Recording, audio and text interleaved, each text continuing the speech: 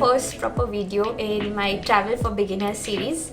If you're not sure what this series is going to be about, I already made an introductory video on it which you can watch. This series is going to be more focused on an Indian traveler traveling abroad for the first time, because there's more red tape involved with taking a foreign trip, like discussing visas, luggage allowances, currency exchange, and all of those other things that can seem a little tricky for a first-time traveler. So I'm going to draw on my experience a lot in this video. I'm going to cover a lot of the basics in a really chatty manner. So we're going to talk about getting a passport, we're going to talk about booking flights, we're going to talk about whether you should self-plan your entire trip or whether you should take a tour with like a package of places to see and things like that. If you'd like, you can click show more in the description bar below and you can look at the list of the topics I'm going to cover in this video. I also want to say I have researched a lot of information that I'm going to share with you guys, but with things like visa regulations and all, there always are changes happening. My video is just going to be a starting point for you all. Please don't take it as the final word, and if you are planning a trip, please do your own research as well. That being said, let's just dive into the video. Before I get into the part about international travel, I wanted to say that if you are a young person and you just want to start traveling, you don't have a lot of experience, and you've just started earning some money or something, and you want to start taking solo trips or a trip with your friend or maybe with your significant other, and you're asking me which country I should go to, I really wanted to tell you guys what I tell my friends as well, that if it's going to be your first trip outside the house alone where you're going to manage everything, I would really recommend traveling within India first. When you start traveling on your own, you'll realize that you have to face certain challenges on your own, and things crop up on travel that don't happen in everyday life. Like say you're going to college every day, or say you're going to work every day. You have your routine figured out and things are usually simpler. But when you're traveling, you keep on facing new experiences. You're in a new locality, maybe the language is different and you don't know what to do. So I would 100% recommend that if you want to start traveling first, don't take your first trip as an international trip, but travel within India. There are many amazing places to see within the country, whatever kind of trip you're looking for, whether you're looking for beaches or mountains, whether you're looking for warmer or cooler. There's just a lot to see within India. A few years ago, we faced a visa issue while planning a trip to Croatia. We were treated really shittily by the Croatian embassy people in India. They knew that they were not going to be able to give one of us a visa. They still took their exorbitant visa fee, and overall they were just complete shitbags. After that, we actually lost confidence of traveling abroad for a few years, and we saw a lot more of the country, which was amazing. So that's why I wanted to say, don't downplay India. It has so much to discover, and if you're traveling within your own country, you don't require a passport, you don't require a visa, you don't need to exchange currency. So I just wanted to put this out there. Even though the rest of the video is going to be focused on international travel, when you're just getting your legs as a traveler, think within the country first. After you've done 1 or 2 trips and you've seen how you handle things, then you can think about traveling abroad. What do you do first? The first thing you need to do is get a passport if you don't already have a passport. Now the passport application process in India is become a little easier. You don't need a whole lot of documents. You should apply for the passport online, completely fill out the forms, pay the money online. So you're going to need to have a debit card or a credit card to pay your passport fee. If you don't have access to a card, then you can also pay via bank challan, but that's a bit more complicated. After you've paid your passport fee, you'll have to choose an appointment date according to the passport office in your city and go in and go through the process yourself. Also, if you are an adult, you have to go into the passport office alone. You cannot take anyone with you. My mom came with me, so she had to sit outside Only if you are a minor or if you are illiterate, like, or if you have a parent or something who doesn't know to read and write, then they can take one more person in, but otherwise you're going to have to go there alone.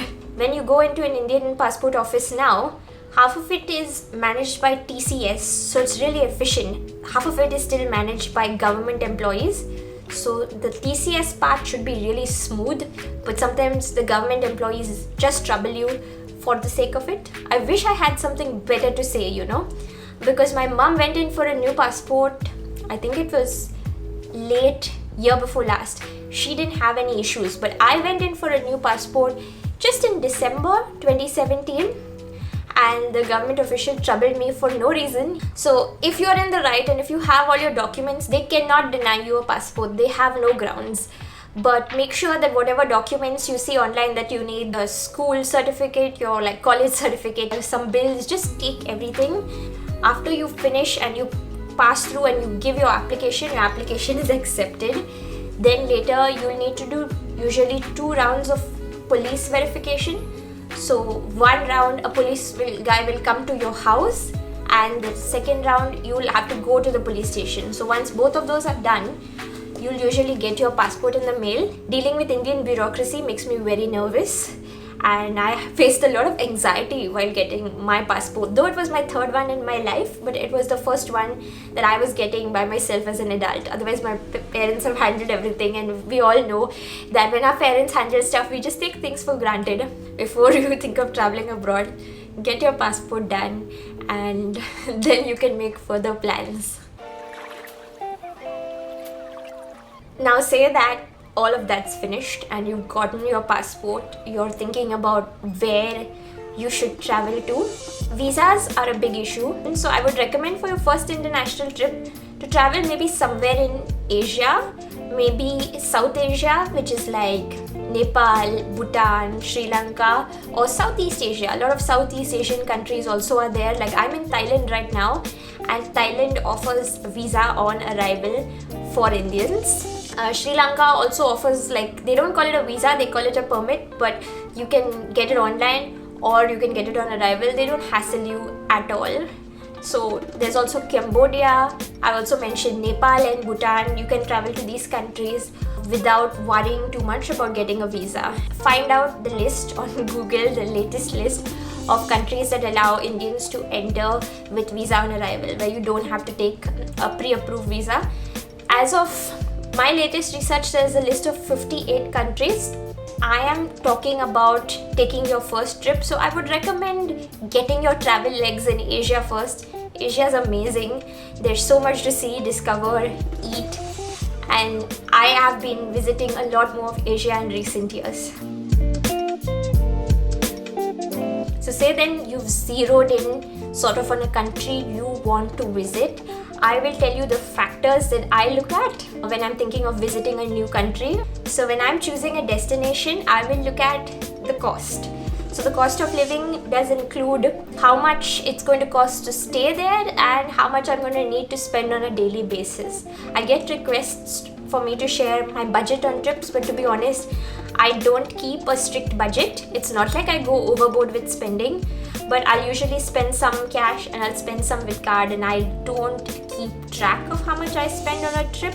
So there are Asian countries that are on my list, but I put them lower on the list because they're really expensive. So Japan is a place that I definitely want to visit. I've been thinking of visiting Singapore and Hong Kong also, but these are expensive countries. So that's why they're a little lower on my list. Now that we've ticked off cost, visa. I already discussed visa, but you need to find out the visa regulations for each country and figure out whether it's visa on arrival or whether you need to apply for a visa first, and find out the procedures, find out the cost and such. The next thing is language. So you're going to have to look at the language barrier. That is one thing that puts people off with regards to Thailand. So that's one of the cons of coming to Thailand, is just because they were never colonized by Western influences, which is amazing. They don't speak English very much. That's kind of a problem here, because when you try to communicate with locals, whether you're shopping or whether you're like in a restaurant or something, or you're trying to talk to a cabbie, you might have some difficulty communicating because they don't speak English much. Countries like Singapore are better because they speak a lot of English, even in Malaysia. So that's not a big deal to worry about. It's not like you're going to get stuck. But that is something to keep in mind. Like, is there going to be a big language barrier, or are you going to communicate well with the locals? Another reason I'm worried about Japan is because they talk in Japanese there that I don't know. You're going to have to figure out how to get around, and you may not be able to ask for help. Even places like France have a really negative reputation for this. Like, if you don't speak French, they snub you or they don't help you. So language barrier is definitely something to consider. Do the locals speak the same language as you, like English in this case? The next question is food. I am very liberal with my food choices, so this thing doesn't apply to me much. I love eating seafood. I eat all of the meat. I eat red meat, pork, beef, everything. But if you are an Indian who doesn't eat these meats, you don't eat seafood, you're a vegetarian, that is another thing you're going to have to consider, that in the country you're visiting, are you going to be able to get vegetarian food? Like now, if you go to Indonesia, like Bali for example, there's a big vegan culture there, so you're easily going to be able to get vegetarian food. But I've heard from multiple people that they've found Thailand to be an issue because they don't get any vegetarian food here. Even so-called vegetarian has seafood, prawns in it. My advice in that case is to find out the Indian area of the city and stay in it. In Bangkok, there's a Hindu temple nearby. So in the lane right here where we stay, there are a lot of Indian pure vegetarian restaurants. Same thing in Singapore. Singapore has an area called Little India.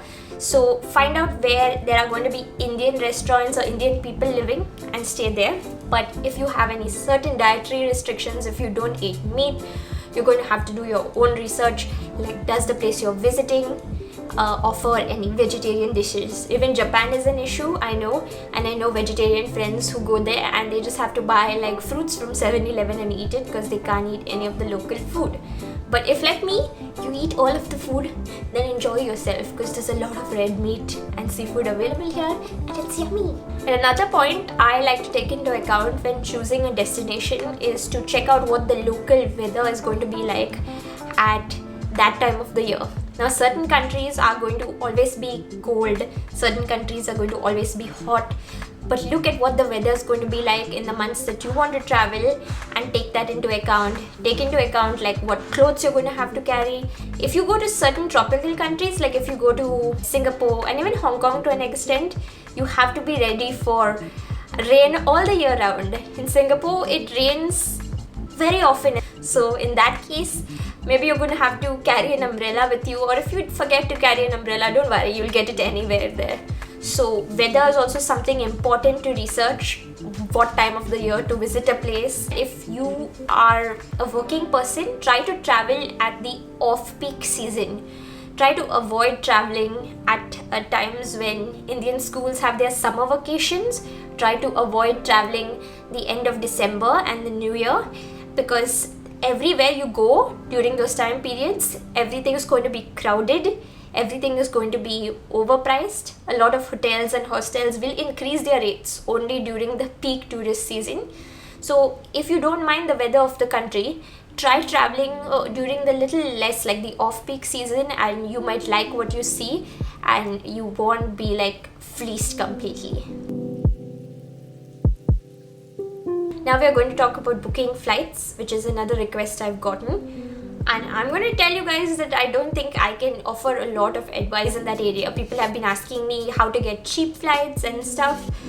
I take maybe 2 to 3 foreign trips a year at max. I usually don't scrimp on flights and I don't do budget airlines. So I'll do a full service airline. Like in India, SpiceJet and Indigo within the country are budget airlines, but Jet Airways, Vistara, Air India, those are full service airlines. AirAsia is also a budget airline. So the problem with these budget airlines are, they're nice to go someplace cheap, but they don't offer you a meal, they don't offer you checked-in luggage, or they offer very limited checked-in luggage. So these are all things that you have to consider. Often when I'm starting to think of booking flights anywhere, I use the Google Flights portal, and it's actually really useful because if you put your destination that you want to go and you put your dates, they offer you like all of the cost comparisons and everything of all the different airlines. If it's a new airline that you're seeing, research the airline before you make a decision. Google it and see what other people are saying about these airlines if you haven't heard of it.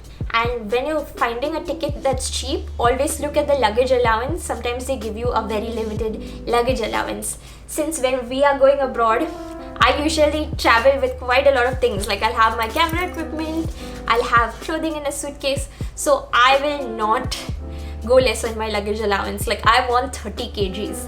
Luggage allowance is something to consider.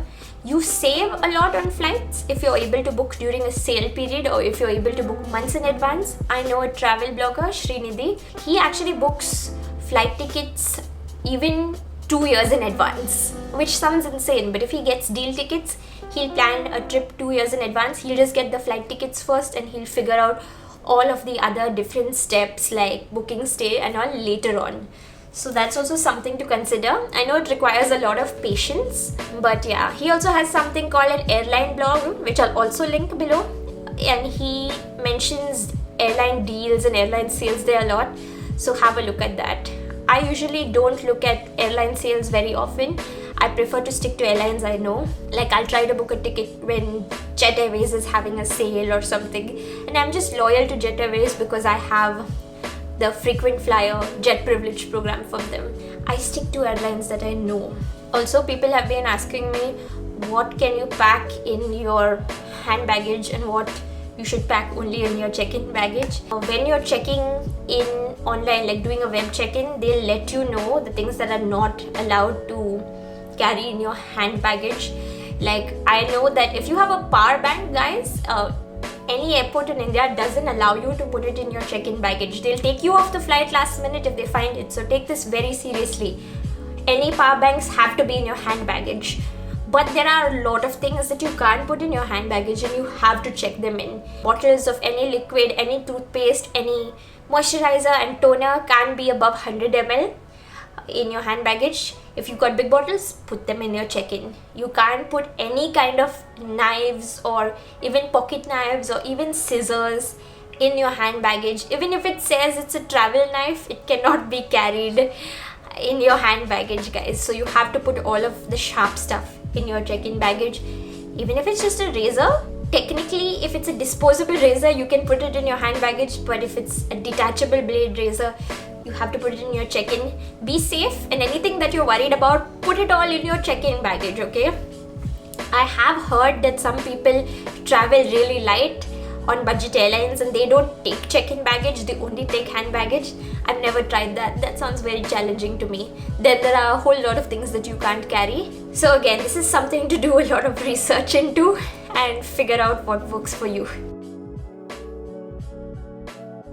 The next thing I'm going to cover in this video is whether you should do a self-planned trip or whether you should take like a pre-booked group tour by someone like Thomas Cook or Cox and Kings, or if you're young, you can even do Kontiki. Now, I'm going to tell you from my experience, I don't really enjoy the concept of a group tour for multiple reasons.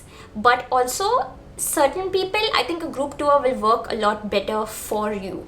I don't like the idea of taking a group tour because I don't like the idea of doing one city really fast. I don't like the idea of being herded in a line to the tourist destinations, and it just feels very rushed and it does not feel very authentic to me.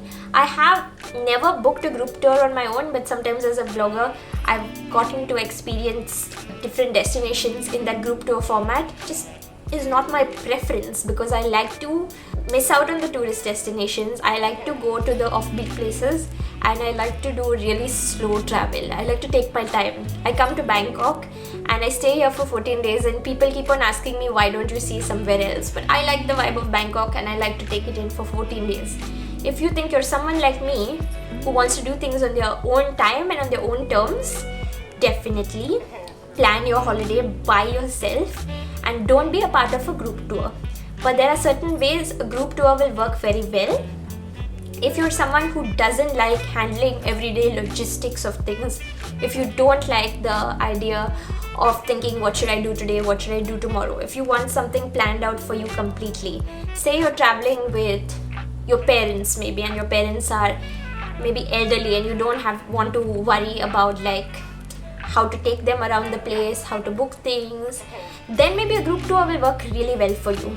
If you want to see all the tourist spots of a city or a country in a short span of time, and you don't want to worry about the nitty-gritty of it, I think that a group tour might work well for you. Also, group tours end up being a lot cheaper because the cost might look to be big at first, but they get group deals on meals, they get group deals on entries to various tourist destinations, so it ends up being cheaper. If you plan a trip on your own, you're going to have to allocate more money because you're doing things completely on your own. Good thing about group tours also is you don't have to worry about getting from point A to point B. Usually they'll organize buses and stuff, so that's nice, because otherwise taxis also can be pretty expensive. So consider all of the factors and see what works for you, I would say. Now let's talk about foreign currency. This is some topic that's a bit difficult to cover because how much currency you need and how to go about getting it will really differ based on what location you're visiting. Now, whenever I'm traveling abroad, whether it's alone or with my family, we usually will take some currency exchanged of that country, and sometimes we'll also take some American dollars. Say you're in India and you're going to Sri Lanka. We found it was really difficult to get a hold of Sri Lankan rupees in India. So if you cannot exchange your Indian rupees to Sri Lankan currency within India, then take American dollars, because American dollars are one of the most universal currency and it's accepted and exchanged almost anywhere in the world. So I would say take the local currency of the place you're going to visit. There are a lot of money changers within India that will give you like a good rate. You can also go to a bank.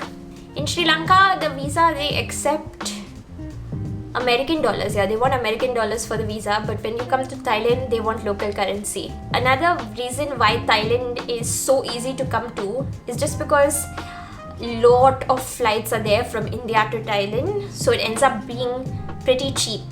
Like though Sri Lanka is close to India, a flight to Sri Lanka will cost more because there are less flights. Though Thailand is further, you'll get a flight pretty cheap because there are so many flights. Also, when you're going to exchange currency, it's always very easy to get Thai currency because a lot of people travel to Thailand. But even if you're going to a more offbeat destination, don't let that scare you. Figure out what the local currency is and exchange some of your money into local currency. In case you can't do that, you're going to have to exchange American dollars. And if you have an international debit card or credit card, when you're going to that destination, you can pay for a lot of things directly by swiping your card. Don't think you only need to have a credit card. I've never owned a credit card. I always use my debit card and it always works well. So when I'm in Thailand here, when I'm shopping in like malls or Sephora or anything like that, I'll directly swipe my card. But obviously there are smaller places like street food vendors or small restaurants that will not take a card and I'll need to pay in cash. Also, ATMs in Thailand, you can put in your Indian debit card and you can directly withdraw Thai baht. They'll charge you a little fee, but there are a lot of options. Figure out exactly how much you're going to need and which country you're going to.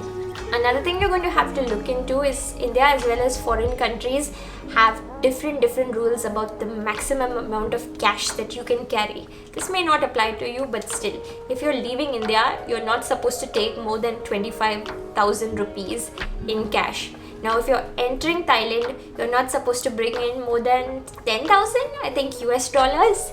You can bring in Thai currency, obviously. And there are different things. Like I know that if you go to Indonesia, like if you're going to Bali, when you reach the airport, you're technically not allowed to bring any other foreign currency into the country. At the airport, if you have Indian rupees, if you have American dollars, you're just supposed to directly exchange them into Indonesian currency. Now, all of these rules are not always uniformly enforced and they will not usually check your bags or your wallets to see how much currency you're bringing in, but make sure that you don't travel with a lot of cash anywhere. And whichever country you're going to, look at the rules of how much cash you can bring in and how much cash you can take out. Look at the rules of for India also, whether how much cash you can leave the country with and how much cash you can bring in.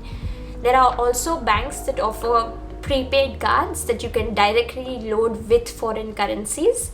So that is another option to consider, especially if you are going to an expensive destination, like certain countries in Europe or America are more expensive countries, so you're going to need more money. So you can look into these cards and see if they work for you. Countries in Southeast Asia and stuff that are cheaper, you don't really have to worry about these cards.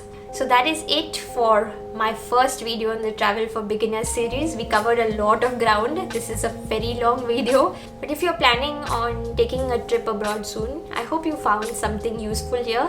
Feel free to ask any questions that you might have in the comments below. If you enjoyed this video, please give it a thumbs up and subscribe to my channel for more videos on lifestyle, travel. I do travel vlogs and videos like this, and also some beauty and fashion content. And feel free to suggest further topics that I can cover in later videos on this series. I'm already going to be doing a video on how to get through like all the airport procedures in India, and I'm thinking of also doing a video explaining why I like hostels and what is the difference between a hostel and a hotel or a homestay and all that. So these videos will be coming to you really soon, and I'm really excited for this series. I will see you guys soon. Bye.